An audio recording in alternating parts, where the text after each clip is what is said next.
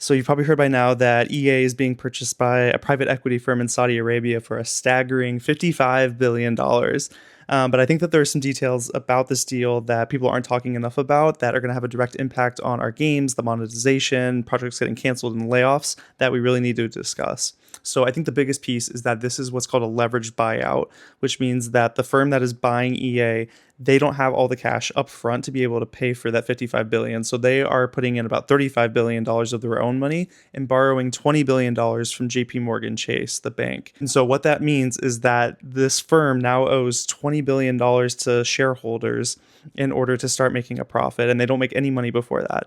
So what this actually means is that there are probably going to be mass layoffs across EA, really, really aggressive cost cutting. You'll probably see monetization go up all across your games. So, like Battlefield 6 is coming out in a few days, probably going to get a lot more microtransactions post launch than what it is going to have on launch day on October 10th.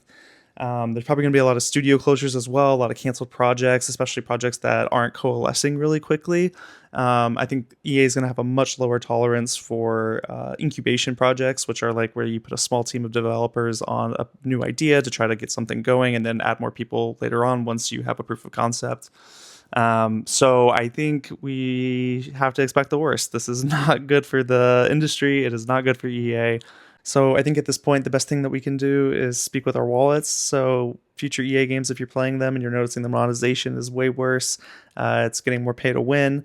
Maybe think about stepping away from those games, trying to get a refund, being vocal about it online. I think those are the best things that we can do at this point, and show a lot of love to the developers who I can guarantee don't want to make their games harder for people to enjoy.